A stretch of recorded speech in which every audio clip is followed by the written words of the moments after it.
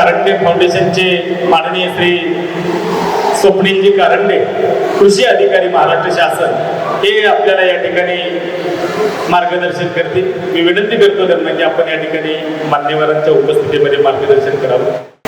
आज शिवाकाका कारंडे फाउंडेशनच्या माध्यमातून आज महिला बचत गट तसेच सर्वच पंचक्रोशीतील ग्रामस्थांसाठी आपण कृषी विभागाच्या विविध योजनांचा मार्गदर्शनाचा कार्यक्रम आज इथं आयोजित केला आहे. त्या कार्यक्रमासाठी आपल्याला मार्गदर्शक व्याख्याते माननीय श्री भास्कर पेरे पाटील, आदर्श सरपंच पडोदा ग्रामपंचायत, हे आज या ठिकाणी लाभलेत. तर सुरुवातीला मी सर्वांना टाळ्यांच्या गजरात त्यांचं स्वागत करावं अशी विनंती करतो. तर आता आमच्या कृषी विभागामध्ये प्रधानमंत्री सूक्ष्म अन्न प्रक्रिया उद्योग योजना अशा ह्या योजनेचं नाव आहे. त्याच्यामध्ये अन्न प्रक्रियाशी निगडीत कुठलीही तुमचा उद्योग स्थापन करायचा असेल त्यासाठी 10 लाख ते 30 लाख या रकमेपर्यंत तुम्हाला बँकेचं कर्ज मिळतं. त्याच्यामध्ये 35% सबसिडी आहे आणि त्याच्यामध्ये फक्त 6% व्याजदरामध्ये तुम्हाला ते रक्कम परतफेड करायची अशी ती योजना. त्या योजनेची संपूर्ण माहिती देण्यासाठी आज आपण इकडे सगळे जमलेलो आहोत. तर मी सुरुवातीला आदर्श सरपंच माननीय श्री भास्करराव पेरे पाटील यांना विनंती करतो की त्यांनी आपल्या व्याख्यानाला सुरुवात करावी. त्यांच्या व्याख्यानानंतर आपण आपला कृषी विभागाच्या योजनेचा माहितीचा कार्यक्रम पुढे करू. या ठिकाणी स्वप्नीलजी कारंडे यांनी आपल्याला या ठिकाणी मार्गदर्शन केलेले. कृषी विभागाच्या अनेक योजना या ठिकाणी आपल्याला सविस्तर या ठिकाणी दिल्या जातील. विनंती करतो सरांना की आपण या ठिकाणी आपलं मार्गदर्शन करावं. कार्यक्रमाचे आयोजक शिवाकाका फाउंडेशनचे सर्व संचालक प्रमुख आणि आजच्या कार्यक्रमाचे प्रमुख वक्ते की जे देशाचे लाडके आदर्श सरपंच, सर्वांना माहीत असलेले ज्ञात असलेले भास्कररावजी पेरे पाटील आज आपल्या कार्यक्रमाच्या उपस्थित आहेत व्यासपीठावर. आणि आज या कार्यक्रमाला प्रमुख, या कार्यक्रमाचं नियोजन करण्याचं सर्वात महत्त्वाचं मोलाचं काम जे असेल स्वप्नीलजी यांचं ह्या भागातील सर्वात महत्त्वाचं सामाजिक काम आणि कृषी उद्योगातलं काम हे सर्वश्रेष्ठ असल्यामुळे सर्वांना त्याचा लाभ मिळतो. तसेच व्यासपीठावरील सर्व मान्यवर भगिनी आणि बंधू आणि पदाधिकारी, आज ह्या कार्यक्रमाचा हेतू असा आहे की या शिवाकाका फाउंडेशनच्या माध्यमातून वेगवेगळ्या प्रकारचे जे कार्यक्रम आयोजित केले जातात, या कार्यक्रमातून आपण कृषी खात्याच्या माध्यमातून विविध योजनेचा तळागाळातील वाड्या वस्त्यावरील नागरिकांना कसा उपयोग होऊ शकतो आणि त्यांच्यापर्यंत माहिती मार्गदर्शन कसं पोचू शकतं आणि ते पोचवून त्यातून उद्योजक कसे बनवू शकतात आणि उद्योग कसा उभा करावा, उद्योग उभा करण्यासाठी कोण कोण पात्र आहे, कशा पद्धतीनं उद्योग उभा करता येतो, त्या उद्योगाला कुणाकडून माहिती मिळते, त्या उद्योगाला अर्थसहाय्य कसं मिळतं, त्या पद्धतीनं शासनाकडून सबसिडी अनुदान कशी मिळते, या माध्यमातून संपूर्ण ग्रामीण भागामध्ये माहिती असणं आवश्यक आहे आणि उद्योगातून आपल्याला तिथं पुढे आर्थिक सक्षम होता येतो. आता याच्यामध्ये प्रधानमंत्री सूक्ष्म अन्न योजना हे ग्रामीण भागातील उद्योग वाढवण्यासाठी किंवा महिला किंवा शेतकरी आर्थिक सक्षम होण्याच्या माध्यमातून सुरू केलेला आहे. आता एक प्रधानमंत्री सूक्ष्म अन्न योजना शासनाने अस्तित्वात का आणली याचा जर सर्व बारकाईनं जर विचार केला तर बरेचशा लोकांना प्रधानमंत्री योजना माहित आहे, पण योजना का आणली, कुणासाठी आहे याबद्दल फारसा जास्त लोकांना माहिती नसल्यामुळे या योजनेचा काही प्रमाणात लोकांनी फायदा घेतलेला आहे, उपयोग झालेला आहे, पण तो प्रत्येक गावोगाव त्याचा जास्तीत जास्त उपयोग व्हावा अशा अपेक्षेने सगळे कार्यक्रम घेतले जातात. आपल्या देशामध्ये आरोग्य चांगलं राहावं, देशातील नागरिकांचं आरोग्य चांगलं राहावं या माध्यमातून आरोग्य समितीची देशामध्ये एक समिती नेमली आणि पूर्ण देशाचा एक सर्वे करण्यात आला की आपल्या देशातील नागरिकांचं आरोग्य आता कसं आहे आणि पुढे कसं असायला पाहिजे.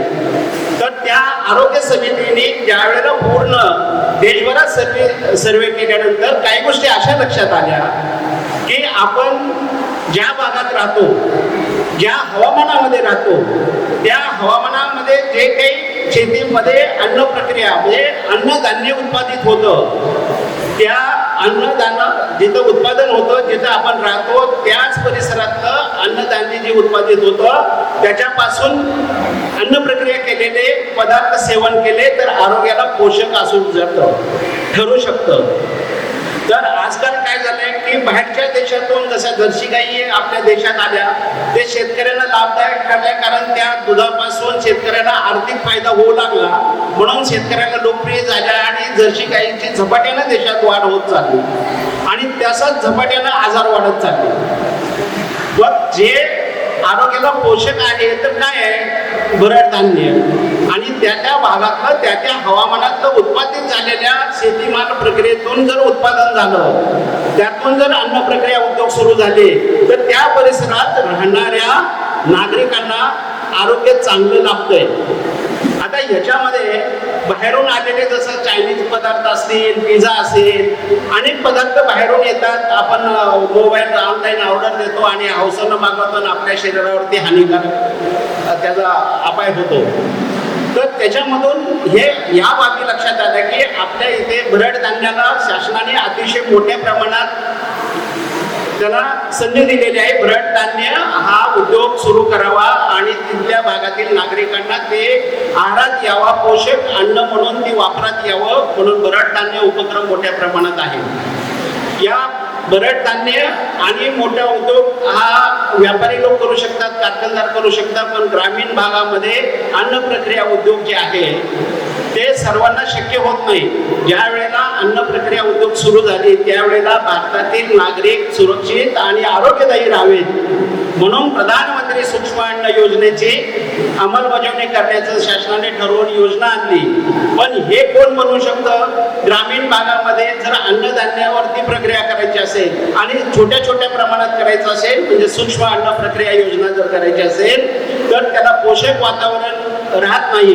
कारण त्या ग्रामीण भागामध्ये खेडोपाड्यामध्ये जर शिकलेले मुलं असतील, मुली असतील, महिला असतील तर ते नोकरीला प्राधान्य देतात, शहराला प्राधान्य देतात आणि ग्रामीण भागामध्ये थांबत नाही किंवा त्या व्यवसायामध्ये ते येऊ शकत नाही. आणि मग ह्या योजना आम्ही पूर्ण महाराष्ट्रात देशभरात वापरत असताना अशा अडचणी आहेत की ज्यांना अन्न प्रक्रिया उद्योग करायचा आहे पण त्यांना शिक्षणाची अडचण आहे आणि ती शिक्षणाची अडचण आल्यामुळे परत शासनाने एक निर्णय बदलला आणि ह्या योजनेत शिक्षणाची अट शासनाने काढून टाकली. मग त्यांना शिक्षण नसलं तरी अन्न प्रक्रिया उद्योग करता यावा आणि त्यांना सबसिडीचा लाभ मिळावा अशा पद्धतीनं परत त्याच्यामध्ये फेरबदल झाला आणि ग्रामीण भागातल्या नागरिकांना अन्न प्रक्रिया उद्योग करता यावा म्हणून त्याची तरतूद झाली. पुढे झाल्यानंतर परत अनुभवाचा प्रश्न निर्माण झाला. आता एखादा मसाला उद्योग टाकायचा असेल तर जिथं मसाला उद्योग चालू आहे त्या उद्योग कारखान्यात जाऊन तो कारखानदार त्यांना आत येत नाही, त्यांना मसाला कसा तयार करतात माहिती देत नाही. अशा समस्या अनुभवाच्या ज्या वेळेला पुढे उद्योग निर्मितीमध्ये समस्या निर्माण झाल्या अशा वेळेला त्यामध्ये अनुभव नसेल तर महिलांना आणि नागरिकांना शेतकऱ्यांना उद्योग करता यावा म्हणून परत शासनाने त्याच्यामध्ये फेरबदल केला आणि अनुभवाची अट काढून टाकली आणि अनुभव असल्याशिवाय उद्योग करता येत नाही आणि म्हणून शासनाने प्रत्येक आमच्या कृषी खात्यामध्ये मार्गदर्शक म्हणून एक फूड टेक्नॉलॉजिस्ट कोणतेही उत्पादन कसे करावे असे 4 फूड टेक्नॉलॉजिस्ट आपल्या जिल्ह्यामध्ये आहेत आणि 550 कृषी अधिकारी योजनेची माहिती देण्यासाठी उपलब्ध आहेत. मग हे फूड टेक्नॉलॉजिस्ट जे आमच्याकडे अधिकारी आहेत त्यांचं काम आहे तुम्हाला एखादा उद्योग सुरू करायचा असेल आणि ते कसा बनवायचा माहित नसेल तर काळजी करायची कारण नाही, अनुभव नसेल काय काळजी करायचं कारण नाही, शिक्षण नाही काळजी करायचं कारण नाही. पण छोटे छोटे उद्योग गावोगावी अन्न सूक्ष्म प्रक्रिया उद्योगातून सुरू व्हावे, त्यातून उत्पादित झालेलं मटेरियल प्रॉडक्ट हे तिथल्या भागातल्या लोकांना आहारात यायला पाहिजे आणि त्या सर्व नागरिकांचं आरोग्य एक चांगल्याच स्थितीत राहावं आणि आरोग्य वाढावं हा दृष्टिकोनातून हा प्रधानमंत्री सूक्ष्म अन्न प्रक्रिया योजना चालू केली.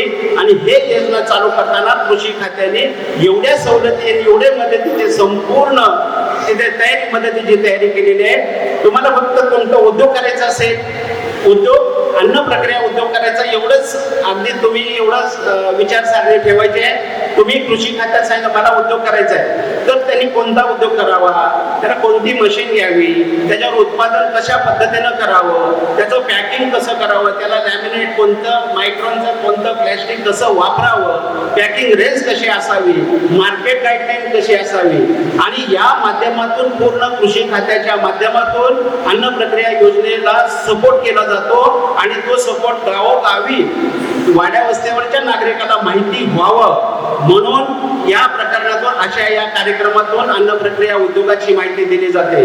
आता याच्यामध्ये हा झाला प्रधानमंत्री सूक्ष्म अन्न प्रक्रिया योजनेचा एक भाग. 35% अनुदान मिळतंय. आर्थिक महामंडळ, महिला आर्थिक आणि त्या निधीचा उपयोग करून उद्योगासाठी त्यांनी प्रयत्न केला पाहिजे. आता त्यामुळे गावोगावातली सावकारी बंद झाली म्हणून मोठ्या 2 महिन्यांच्या आम्हाला 4 पैसे मिळायला लागले आणि आता हे पेपर आणि कृषी क्षेत्राशी निगडीत असणारे उद्योग व्यवसाय, कृषी विभागाचे आदरणीय DRP माननीय श्री प्रणय दरंदळे सर, आपल्याला विनंती की सर आपण या ठिकाणी आपलं मनोगत व्यक्त करायचं. माननीय श्री दरंदळे सर. DRP प्रणय दरंदळे, कृषी विभाग, महाराष्ट्र शासन यांच्या वतीने आता जी PT काळे सरांनी जी योजना सांगितली, पंतप्रधान सूक्ष्म अन्न प्रक्रिया उद्योग योजना, यातीलच काही महत्त्वाचे 1-2 पॉईंट मी या ठिकाणी सांगणार आहे. तुमचा काही जास्त वेळ घेणार नाही. या ठिकाणी जी अन्न प्रक्रिया उद्योग योजना आहे याची गरज का आहे? आज आपल्याकडं जवळपास 80% शेतकरी वर्ग आहे. शेतकरी वर्ग माल पिकवतो भरपूर, अतिशय चांगल्या पद्धतीने शेती करतात, अतिशय मोठ्या प्रमाणात माल पिकवतात, परंतु शेतकऱ्याचं जे आर्थिक गणित आहे ते सगळं निसर्गावर अवलंबून आहे. आणि शेतमाल हा असा आहे, फळे किंवा भाजीपाला, ज्याच्यात 70 ते 80% पाण्याचं प्रमाण असतं. त्याच्यावर जर वेळेत प्रक्रिया झाली नाही किंवा वापरला गेला नाही तर तो खराब होण्याचे चान्सेस सगळ्यात जास्त असतात. त्यामुळे जर लोकल लेवलला त्याच्यावर प्रक्रिया झाली आणि तो माल स्टोअर केला गेला प्रक्रिया करून, तर त्याचे खराब होण्याचे चान्सेस कमी होतात आणि आपल्या शेतकऱ्यांना त्याच्यातून 2 रुपये जास्तीचा नफा मिळू शकतो. त्याचबरोबर शेतमालाचे जोपर्यंत मूल्यवर्धन होत नाही, म्हणजे त्याच्यावर प्रक्रिया करून त्याची किंमत वाढवली जात नाही, तोपर्यंत शेतकऱ्यांना नफा हा कधीच मिळणार नाही. आणि शेतकरी कायम शेतमालाला हमी भाव नाही म्हणून सरकारवरती त्याचा दोष देत राहणार. जसं की आता दुधाला भाव 30 रुपये किंवा 25 रुपयाच्या आसपास आहे. तेच जर तुम्ही दूध पिशवीत जर दुकानात घ्यायला गेले तर ते 50 ते 55, 60 रुपयापर्यंत तुम्हाला मिळतं.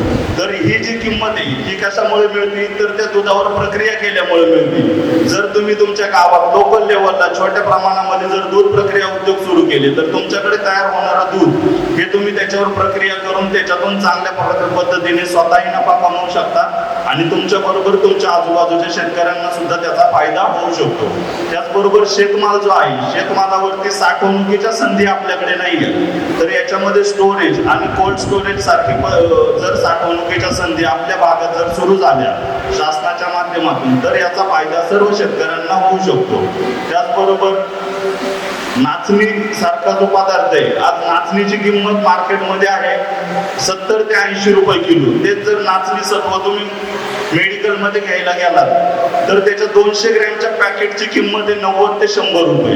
म्हणजे तुमची 70 रुपये किलोची नाचणी मार्केटमध्ये 500 रुपये ते 400 रुपये किलो प्रमाणे खपते. हे का खपतं? त्याच्यावर प्रक्रिया केल्यामुळं. आणि प्रक्रिया करण्याचं सगळ्यात मोठं याच्यामध्ये आर्थिक गणित जर असेल तर तुम्हाला याच्यामधून जास्तीत जास्त नफा मिळू शकतो आणि तुमच्या माध्यमातून इतरही शेतकऱ्यांना याचा नफा होऊ शकतो. त्यांचं मार्गदर्शन आपल्या जीवनामध्ये आमूलाग्र बदल करून जात असतं. असे आदरणीय भास्करजी परिपाटील यांचं या ठिकाणी आपल्याला मार्गदर्शन मिळत आहे. मी विनंती करतो आदरणीय भास्करजी परिपाटील यांना की आपण या ठिकाणी आपलं सुंदर असं मार्गदर्शन या ठिकाणी द्यावं, हीच विनंती. राष्ट्रसंत गाडगे बाबा, राष्ट्रसंत तुकडोजी महाराज, मला माझ्या जीवनात ज्यांचं प्रत्यक्ष दर्शन झालं त्यांच्याबद्दल मला अत्यंत आनंद. माझे राष्ट्रपती कैलासवासी अब्दुल कलाम साहेब यांना वंदन करतो. माझ्या शस्त्रीवाडीमध्ये विजय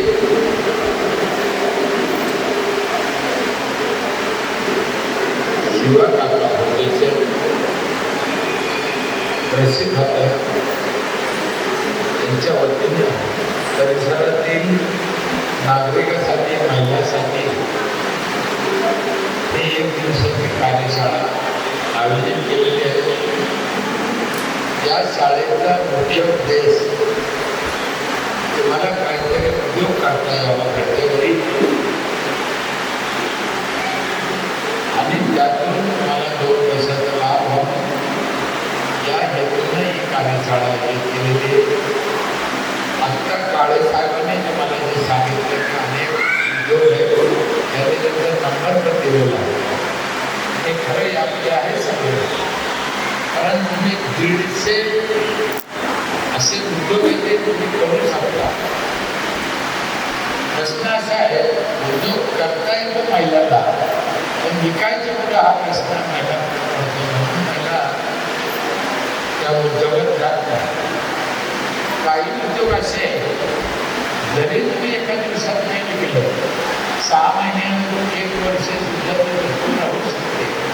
त्यामुळे लोकांना त्याला विकायची गरज नाही आणि ते नाश होत नाही सडत नाही असे उद्योग जर तुम्ही निवडले चांगलं होऊ शकतं. आमच्या इथे 2-3 उद्योग 2-3 लेडीजने चालू केले. 300 रुपये रोज कमावणारी बाई 25-30,000 रुपये महिन्याला सहज कमवते. म्हणून महिलांना माझी विनंती या उद्योगाचा चांगला अभ्यास करा. साहेबाशी शेती खात्याशी संपर्क करून आपला संसार सुखी कसं करता येईल याचा विचार करून काम करा असं राहिला माझा प्रश्न. माझा विषय वेगळा आहे, माझं काम वेगळं आहे. मी औरंगाबाद जिल्ह्यात माझं गाव आहे पाटणा. तुमच्यापैकी कुणी कधी पाहिलं का नाही पाहिलं मला माहीत नाही. असं पाहिलं तर एकदा या कधीतरी पाहा. भास्कर पेरे माझं नाव आहे. मी त्या ग्रामपंचायतमध्ये 25 वर्ष काम केलं. 5 वेळेस लोकांनी निवडून दिलं. त्या 25 वर्षात मला जो काही अनुभव आला काम करताना ते काही माझ्या लक्षात आलं. जे काय माझ्या गावाला फायदा झाला तो लोकांनी पाहिला, सरकारने पाहिला. म्हणून लोक मला बोलवतात तुम्ही आमच्या गावाला या, आमच्या इथे लोकांना 2 गोष्टी सांगा. आम्हाला असं गाव करायचं अशी त्यांची इच्छा होईल ना होईल तो पुढचा विषय. काम करताना माझ्या काही गोष्टी लक्षात आल्या. दुसरं काम झाडं लावा, झाडं लावा, भरपूर लावा, फळाचे लावा. फळाचे लावा हा शब्द झाला. आता या वर्षी परवा दिवशी आता पाऊस पडणार आहे. तिथं आलेल्या लोकांना पहिल्याला माझी विनंती आहे 1-2 तरी झाडं तुम्ही लावा. मला मोठी शपथ घालून जायची काही करा पण 1-2 तरी झाडं लावा आणि फळाचे लावा. फळाचे झाडं लावते लोक मोठ्याने लोक पण फळाचे लाईत नाही. तुम्ही बी लाईत नाही फळाचे. फळाचे काऊन लाईत नाही तर रस्त्याला पोरं करून राहते म्हणून लाईत. तर गावात किती जागा आहे, रस्त्याला किती जागा आहे. अशोका लावते, आम लावते, फुलफोर लावते, सीताफळ लावते, पेरू लावते, जांभूळ लावते. गहू पोरं खाते पोराने खाल्लं तर काय बिघडलं. लावलं पाहिजे ना. मी एका गावात बोललो होतो म्हटलं इतका जर तुम्हाला पोराच्या राग येता करायचं त्या भानगडीतच कशाला गेली काय गरज पडली होती त्याच्यावर.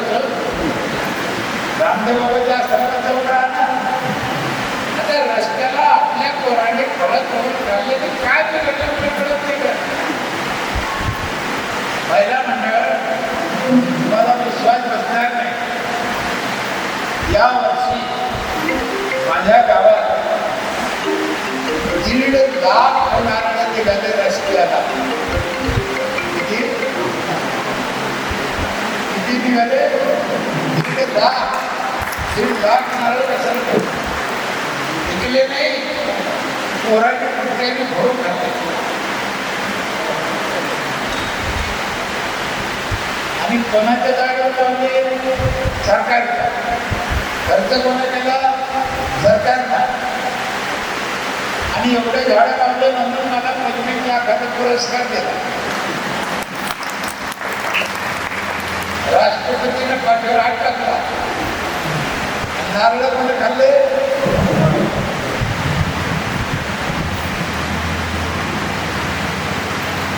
ते होऊ शकतं. माझे हात जोडून तुम्हाला विनंती आहे, विश्वास ठेवा. लय सोपं आहे. जागा सरकारची, पैसा सरकारचा, 3 वर्ष सांभाळायचा खर्च सरकार करतो. किती? 3 वर्ष सांभाळायचा.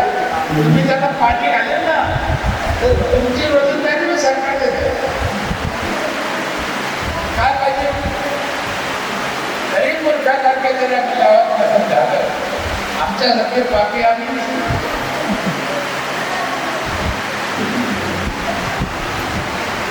आम्हाला काय करायचं हे लक्षात येते. नुसतं पळा पळा पळा पळा पुढे जायचं माहित नाही, काय करायला पाहिजे माहित नाही. तर यांनी एवढं आदिवासी 1 दिवसाची कार्यशाळा माहिती करून घेतली. मी म्हणलं त्यांना प्रश्न विचारा, कोणाला काही शंका आहे का? कोणाच विचारलं नाही काय. तसं तुम्हाला सगळं कळलं. बोललं पाहिजे, विचारलं पाहिजे. काल खेड तालुक्यामध्ये पुणे जिल्ह्यात 58 वर्षाच्या म्हातारीला 12वीची परीक्षा दिली, पास झाली.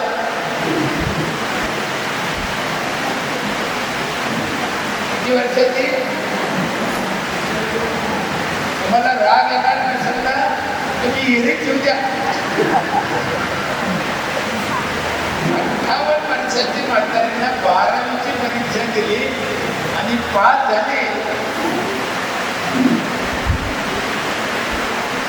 मी का सांगितलं तुम्हाला? होऊ शकतं. आमचं काय खरं आहे, आमच्या घरचे माणसं चांगले नाही, आई सासू असं बोलून नाही. तिथं पाहिजे घरच्याचा तुमच्यावर भरोसा पाहिजे, तुमच्या कामावर तुमचं प्रेम पाहिजे.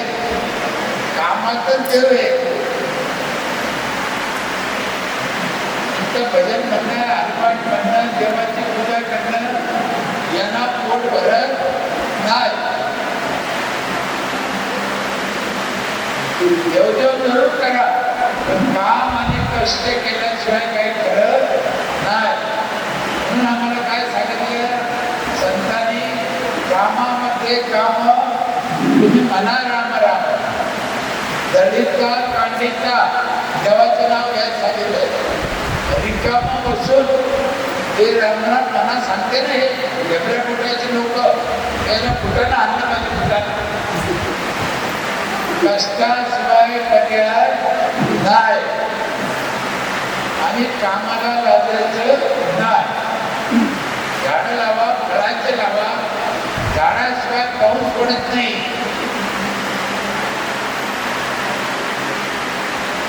तुम्ही काय म्हणताय? आमच्या आमदारांनी पाणी आणलं. आमदार पाणी कुठून आणलं? पाणी असलं तर आणीन ना.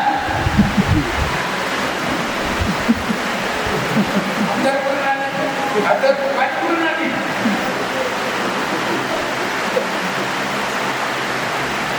म्हणून पाणी तयार करण्यासाठी तुम्हाला प्रयत्न करणे, त्यासाठी झाडं महत्वाचे, जमीन लेवल महत्वाचे, शोष करणे महत्वाचे. पाऊस नाही पडला का आम्हाला काय सांगते? सप्ताह करा. सप्ताह घाला म्हणजे पाऊस पडत. सप्ताह घातल्यानं पाऊस पडत नाही. सप्ताह घाला, तुम्ही भजन करा, 7 दिवस आनंदात करा, शिका. सप्ताह घातल्यानं पाऊस पडला असता. पाकिस्तानला पडला असतं. पाकिस्तानला सप्ताह घातलेला दिवस पडत. ऑक्सिजन घेतो ना, हा ऑक्सिजन झाडातून मिळतो. मला राग येऊ नका, अंगावर कपडे नसले चालत, सोनं नसले चालत, टीव्ही नसली चालत, नवरा नसला चालत, बायको नसली चालत, पण श्वास नसला तर 2 मिनिटं माणूस जगत नाही. आणि तो श्वास झाडातून मिळतो. एका माणसाला 4 झाडाचा ऑक्सिजन लागतो. किती? 4. मग तुम्ही घेर करा, तुम्ही किती झाडं लावले तुमच्यासाठी? तुमच्या घरात माणसं किती? बाजार कसा लागतो? ऑक्सिजन करून येईल. म्हणून मध्ये कोरोना आला होता. कोरोना म्हणजे ऑक्सिजन कमी पडत होता. कोरोना आजार नाही. कोरोनानं काही आंधळे नाही झाले, लोक बांगडे नाही झाले, पैसे नाही झाले. काय झालं? फक्त श्वास नाही मिळाला, खूप खडक गेलं. म्हणजे कधीही येऊ शकतं पुन्हा. म्हणून माझे हात जोडून विनंती, झाडं लावा. टॅक्स हे 5,000 रुपये. किती? नीट आहे का महिला? एका घराला 5,000 रुपये टॅक्स येईल. 800 घरे, 40 लाख रुपये जमा होते आमच्या इथे ग्रामपंचायत. आणि वर्षाच्या पहिल्या दिवशी सगळ्यांना भरायचे. तुम्हाला माझी विनंती, हात जोडून पाय पडून, जोपर्यंत तुम्ही टॅक्स भरत नाही तोपर्यंत तुमच्या गावचा विकास होणार नाही. ही काळ्या दगडावरची रेग. पैसे भरा, फूट लावून सुद्धा घ्या. फूट लावून तुम्ही जर पेट्रोल पंपावर गेले, देईल का? 100 रुपयाची नोट दिली, 1 लिटर पेट्रोल टाक. पंपवाला म्हणत नाही टाकली, तुम्ही निघून जाईल का? बोला निघून जाईल का? काय केलं? पैसे घेतलेत म्हणून पैसे घेतलेत. काय तो मला नाही देत. बुडतात. काय करेल? कसं दे तर टॅक्स भरा. देत कसं नाही सुविधा? बुक काढा ना. तुम्ही टॅक्स भरत नाही म्हणून ती सुविधा. आणि त्याच्यातून एक गोष्ट भांडण सांगतो. तुम्ही या वर्षी टॅक्स भरत नाही, हे टॅक्स लोक ठिकाणावर ठेवून ते या वर्षी तुम्हाला सुविधा देत नाही. पण पुढच्या वर्षी तुमच्याकडून टॅक्स घेतल्याशिवाय राहत नाही. या वर्षी का बरोबर राहिलं का नाही? सुविधा दिल्या का नाही? टॅक्स चुकला का? टॅक्स चुकला का नाही? सुविधा मिळाल्या का नाही? फक्त यंदाचा टॅक्स त्यांनी पुढच्या वर्षी घेतला.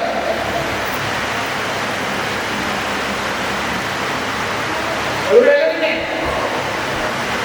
त्यापेक्षा त्या वर्षी बघा, सुविधा घ्या. नळाला पाणी नाही आलं तर काढा ना. ग्रामसेवक आहे, तुमचा जो टॅक्स घेते ना त्या पावतीवर लिहून देते कशाचे पैसे घेतले. ती गोष्ट जर तुम्हाला मिळाली नाही, तुम्हाला अधिकार आहे बोलायचा, कोर्टात जायचा, केस करायचा. पण तुम्ही नक्की तुम्ही पैसे भरीत नाही. 40 लाख येते आमच्याकडे. 32 लाख माझ्या वर्षाचा खर्च आहे. 8 लाख माझ्या ग्रामपंचायतला नफा आहे. सरकार देतं मला 40 लाख, ते वेगळे. ते दर गावाला देतं नवीन कामाला. लोक देते 40 लाख, त्याच्यातले आम्ही लोकांसाठी 32 लाख खर्च करतो. 8 लाख पुढं खर्च करतो आम्ही 32 लाख. लोक काऊन त्यांचे 5,000. लोकांना काय सुविधा आहे? एकदा येऊन पहा, इथे सांगतो आता. माझ्या गावामध्ये पैसे किती घेतले आम्ही? नीट देण करा. माझ्या गावात 4 नळातून पाणी येते एका घराला. आणि पहिल्या नळातून पाणी येते ते धुण्या भांड्यात, दुसऱ्या नळातून पाणी येतं ते जायकवाडी धरणात गेलेलं. दोन्ही नळ 24 घंटे चालते. जायकवाडीचं पाणी तिसऱ्या मजल्यावर जातं, बघा मोठं पायीनं खाली नाही यायचं, पाण्यानं वर जायचं. तिसरं पाणी आरोचा 20 लिटरचा जार एका घराला मध्ये 20 लिटरचा जार केवढा येतो? 20 रुपये. 20 रुपयाला 600 रुपये महिना. वर्षाचे किती झाले? 7,000. 60,000. आम्ही घेतले किती? कळू राहिलं की नाही? चौथं पाणी माहिती रोज सकाळी 5 ते 8 पहाटे सगळ्या गावाला आंघोळीला गरम पाणी येतं नळाला. बाईने चुलीवर तापायचं नाही. नवरा म्हटलं मला आंघोळ करायची, बाईच्या नळाकडे बोट करते की नवरा तू टक्कर सांगतात. 2 तास महिन्याचे पाणी तापायचं आयुष्य व्हायला गेलं. 2 तास रोज.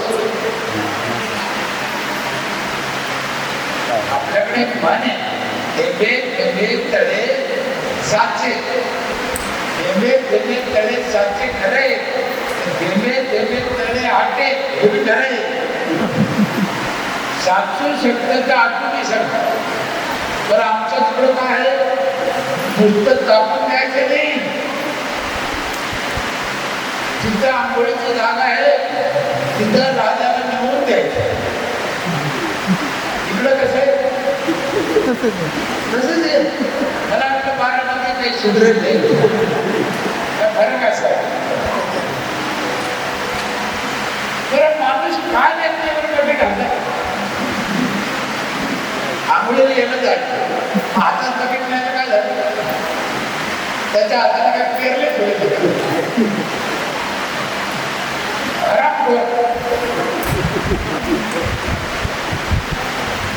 आमची एक पिठाची गिरणी आहे, पंचायतची पिठाची गिरणी आहे. जो टॅग भरत त्याला वर्षभर जळत फुकट. हिशोब नाही बसा तुम्ही, हिशोब रात्री झोप येणार नाही तुम्हाला. किती जळून द्या वर्षभर. लग्न करा, साखरपुडे करा, डाळी करा, भरता करा, काय करा. 10 मस्ती आहे ग्रामपंचायतमध्ये घेतल्या आम्ही. 10 छोट्या छोट्या सगळ्या मस्ती फुकट आहे. मस्ती कशी ते शिवाय करून द्या, पापड करून द्या, बटाटा चिप्स करा, बटाटा चिवडा करा, हळद पावडर करा, मिरची पावडर करा, धने पावडर करा, सगळ्या डाळी करून द्या, शेंगदाण्याचं तेल करून द्या, ऊसाचा रस काढून द्या. सगळा मस्ती फुकट. मोटरसायकलमध्ये हवा भरून द्या. संपूर्ण गावच्या महिलाला वर्षभर सॅनिटरी नॅपकिन फ्री आहे. 1 रुपया लागत नाही. संपूर्ण गावच्या मोबाईलला वायफाय फ्री आहे. मी पैसे किती घेतले ध्यानात ठेवा. पुरुषासाठी व्यायाम शाळा वेगळी आहे, महिलांसाठी व्यायाम शाळा वेगळी आहे. दोन्ही मोफत आहे.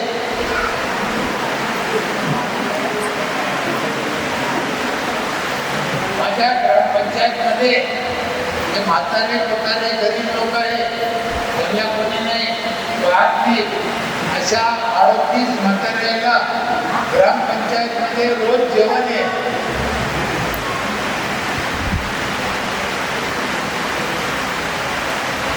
ग्रामपंचायत जेवण देऊ शकते. लक्षात आलं की नाही आलं? शेती करायचा ट्रॅक्टर मोठा शेतकऱ्यांचे नांगर मोकळ करतो आम्ही कमी भावात. 10,000 रुपये बिल झालं 1,000 भावांना, तर आम्ही 7,000 घेतो, 3,000 त्याला माफ करतो. शेतकऱ्याला 30% माफ करणारी ग्रामपंचायत भारतातली पहिलीच मध्ये. सगळे कोणते हरामखोर बनतात करते. दुसरं सगळ्यात महत्वाची एक आनंदाची बातमी आहे. जी बाई पहिल्या दिवशी, ही बाई का म्हणतो बरोबर, माझ्या इथे सगळे घर बैलाच्या नावावर आहे. नवऱ्याचा हाताने निघता येत नाही म्हणून बाई म्हणतो की कायम बाया येतात टॅग मारायला. ही बाई पहिल्या दिवशी 1 एप्रिलला पहिली पावती फाडी, पहिली तिच्या हातानं 15 ऑगस्ट झेंडावंदन होतं. आमची सरपंच झेंडावंदन दरवर्षी तिची पहिली पावती तिला पहिला मार, दुसरी पावती 26 जानेवारीला मार, तिसरी पावती 1 मेला मार. ज्यादा झालं तर ड्रॉ काढायचा.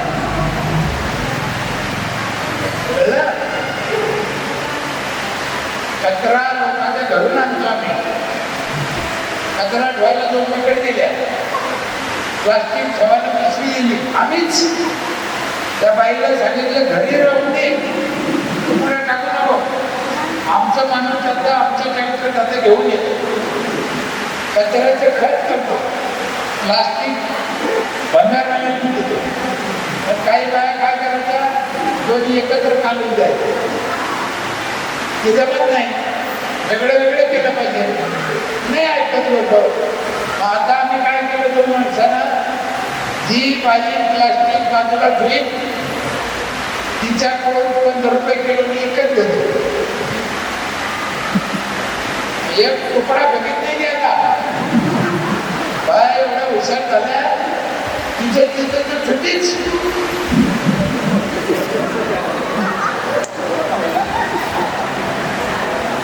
जरी गावाला गेले की तिचं मी उचलून मिळते. हे गावातले राजमुद्र सांभाळणं सोपं नाही, ज्याला येतच करा.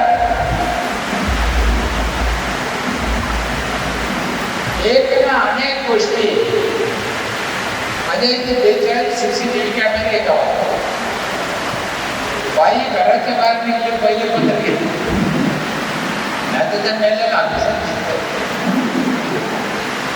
रस्त्याला बेसिन आहे, 24 तास लाईट आहे, सेपरेट सबस्टेशन आहे, सगळ्या शेताला रोड आहे, 24 तास पाणी. काय लागतं लोकांना?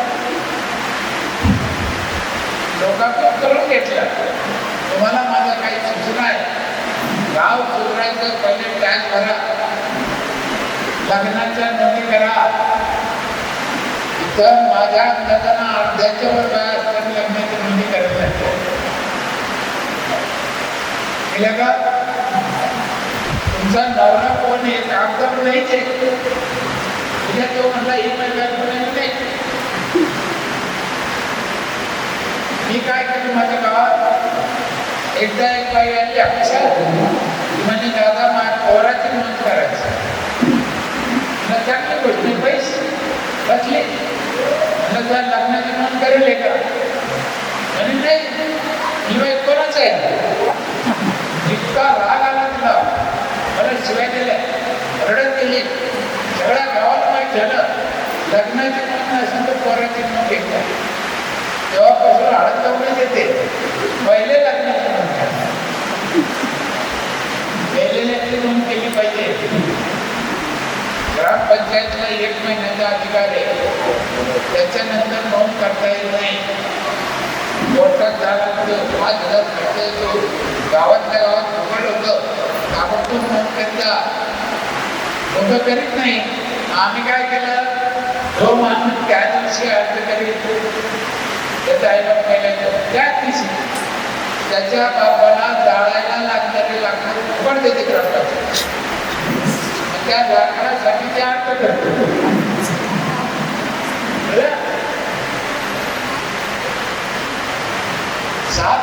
पाहिजे, काठीने वडी पाहिजे. महिला पण झाड लावून घेतो, नवरीच्या हाताने पहिल्या दिवशी झाड लावतो, वाढदिवसाला झाड लावून येतो. असे अनेक उपक्रम केले. 2 वेळेस गावाला राष्ट्रपती पुरस्कार मिळाला. आतापर्यंत मला 4 ते 5 कोटी रुपयाचे पुरस्कार मिळाले गावाला. खूप आमच्या स्मशानभूमीत यावर्षी निदान 100 फुलं जांभळं दिलं. त्यामुळं खाल्लं का तुम्ही काही दिसतं लावा म्हणून म्हणजे हात जोडून विनंती, लावा झाडं, लावा झाडं. एकदा आयराकडून वडं लावून घेतली होती. 2 मिनिटाचा किस्सा आहे, एवढा सांगतो जरा तुम्हाला खळखळून नाचतो. 2 वाजले. सावित्री पौर्णिमा होती, आता आहे ना वड सावित्री पौर्णिमेला बाया वडाची पूजा करतात. मला माहित होतं बायांना वडाला. मी ग्राम स्वतःला म्हणलं वडाचे रोपान आपण महिलाला वाटत घेऊ. ग्राम स्वत म्हणून म्हणाला जागा लागला वडा जागा दुसरे सांगा नाही वडच वाटायचा. म्हणजे बाई वड लाईन घरात वड कसं काय लाईन त्याला लावून ना लावून काय करू टाकायचा आपल्याला वाटून जायचं. गेला नर्सरीत 70 रुपये मिळाले. किती? 70. घेऊन आला. मला म्हणजे जागा 70 रुपये. आता ठीक आहे ठेवी. ग्रामपंचायतचे पुढे ठेवले. माझ्या 65 कोटी रुपयाचे 66 दरवाजे त्याला मी असे समोर केला. दरवाजा ढकला नाही लागत असा उघडतो माझ्या. तुम्ही मध्ये गेले की दरवाजे बंद. रोपांचे वडाचे शिपायाने नोंदी लिहून दिली. लाऊडस्पीकरने जोडलेली आहे. 18 लाऊडस्पीकर आहे. 18 सगळ्या गावात आवाज काय जोडली दिली नीट ऐका. महिलाला विनंती केली त्या सावित्रीनं तिच्या नवऱ्याला ऑक्सिजन मिळत नव्हता म्हणून तो मरायला आला होता. ती वडाच्या झाडाखाली आणला, त्याला ऑक्सिजन मिळाला, घेऊन आला. वडात ऑक्सिजन राहतो नाही, रात्रंदिवस सोडतं. तुळस आणि वड दोन्ही अशी दिली की ग्रामपंचायतनं वडाची झाडं आणली नव्हतो. ज्या महिन्याला पाहिजे घेऊन जा, वड लावा. आणि वड सावित्री पौर्णिमेच्या आदल्या दिवशी आणलं बरं का. दौंडीत असं होतं की बा वड सावित्री पौर्णिमेला वडाची पूजा करणं लय पुण्याचं काम. वड सावित्री पौर्णिमेला वडाची पूजा करणं लय पुण्याचं काम आहे. पण आपले वड पूजा दुसऱ्याचे वड पूजू नका. काय सांगितलं आणि खरंय का खोटं? हे महिला पळत आल्या मला वड द्या, मला वड द्या. 70 रुपये बसवून गेले वड संपले. बाकीच्या महिला वड पुढे आमचं संपले. आमचे वड तिकडंच पहा. आणि तुम्हाला माझ्या भगिनीला माझी विनंती, वड लावायचं टेन्शन घ्यायचं नाही. कारण वड कुंडीत लावा. कसं कुंडीत लावा, घरापर्यंत ठेवा ना, जागा लागत अंडी लावून मी सगळ्यांनी. तुम्ही जसं तुळस लावताना तुळशी जागा लागायची नाही, तसं वडाला मी जागा नाही लागत. तुळस वड आणि घरापुढे वड लावला तर त्याचे लय फायदे सांगू का.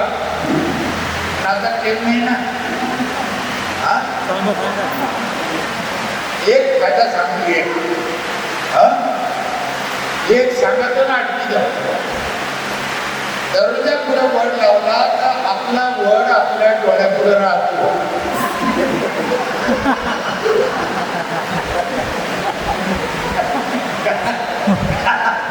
सगळ्यात मोठा फायदा.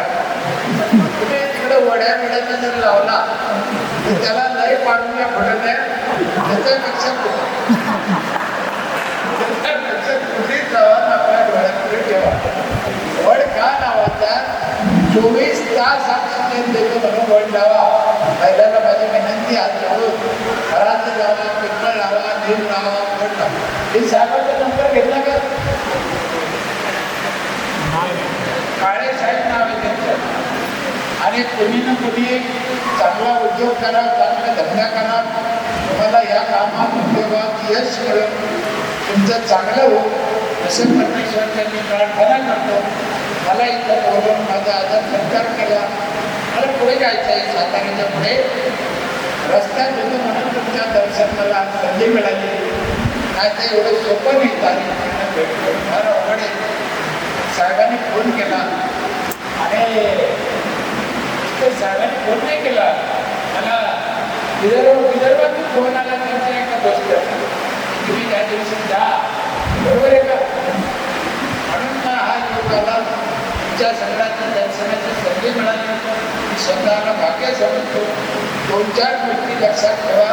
एक टॅक्स भरा, झाडं लावा, साफसफाई ठेवा, म्हाताऱ्या लोकांना जीव लावा, मी सुखी व्हा आणि तुमच्या हातून देशाची सेवा करा अशी परमेश्वरांनी प्रार्थना करतो. तर थांबतो. जय हिंद.